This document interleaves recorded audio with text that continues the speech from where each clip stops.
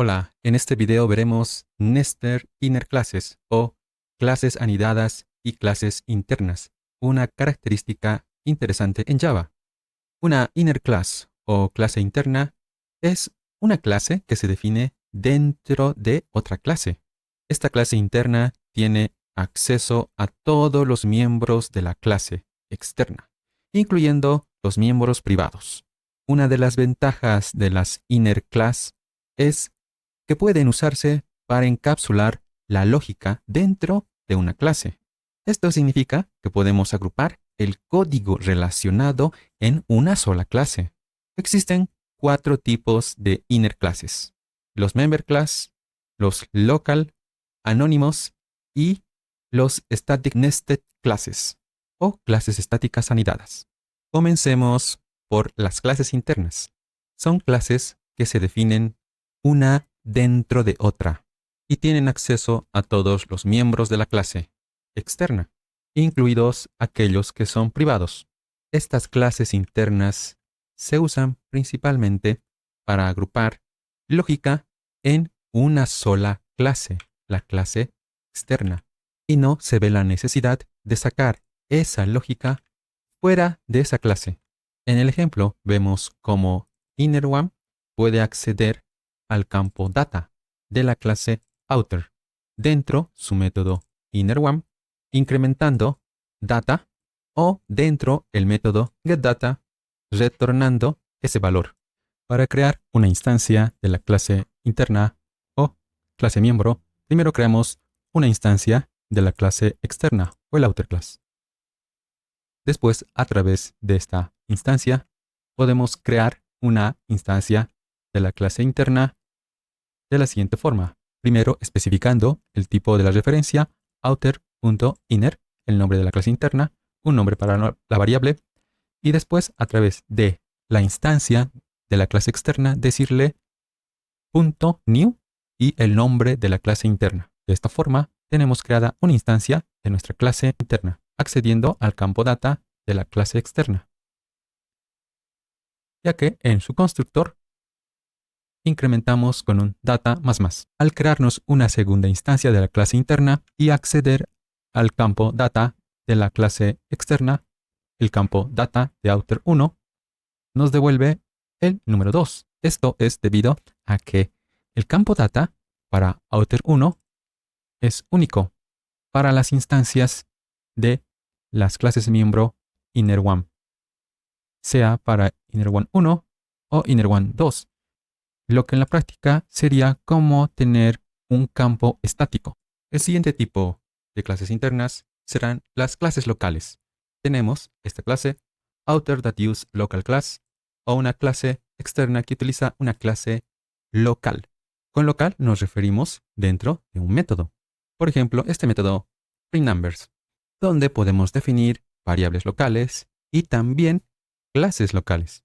Dentro de esta clase tenemos la siguiente lógica: un método printNumber que recibe un número que después es imprimido en consola.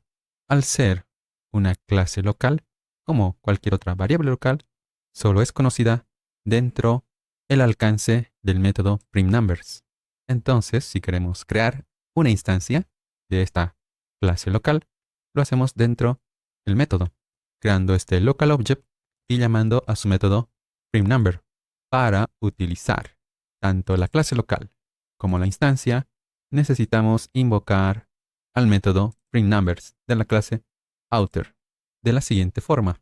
Creamos una instancia de outer y a través de ella llamamos a su método printNumber, donde printNumber define una clase local que después es usada a través de una instancia y funciona de la siguiente forma.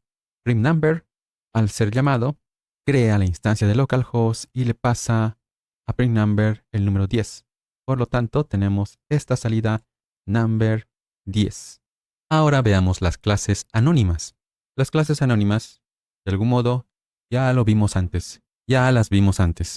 Están vinculadas a interfaces. Al momento de implementar una interfaz, declaramos usualmente una clase que la implemente, pero también podemos crear instancias de clases que implementen una interfaz sin necesidad de decir el nombre de la clase, como si estuviéramos instanciando una interfase, pero sabemos que no podemos instanciar la interfase. Lo que sucede es que se crea una clase donde se implementan los métodos de la interfaz. Esta clase se conoce como una clase anónima. Repasando, creamos una referencia del tipo de la interfaz y aparentemente creamos una instancia de esa interfaz. Pero lo que sucede es que se crea una clase anónima que implementa la interfaz, donde la definición de esa clase anónima estará dada en este bloque de código, pero no se está dando un nombre a esta nueva clase. Por eso se dice que es una clase anónima. De la misma forma, para hacer uso de la clase anónima, simplemente invocamos al método donde se realizan las operaciones de la clase anónima. Y deberíamos tener una salida cuando invocamos al método saludar a través de la referencia hola.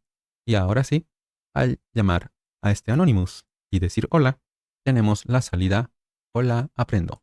Para el último tipo, podemos utilizar la clase outer y definir una del tipo static y un método de prueba. Podemos intentar acceder a campos de la clase outer como data, pero tenemos un problema.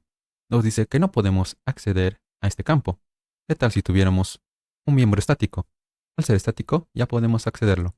Y esta sería la definición de nuestra clase anidada y estático. Ahora, para crear una instancia de nuestra clase estática, lo hacemos a través, primero, de la clase externa y esta vez de forma directa, sin necesidad de tener una instancia como teníamos con las clases internas. La diferencia importante es que no puede acceder a los miembros de la instancia, solo aquellos miembros estáticos.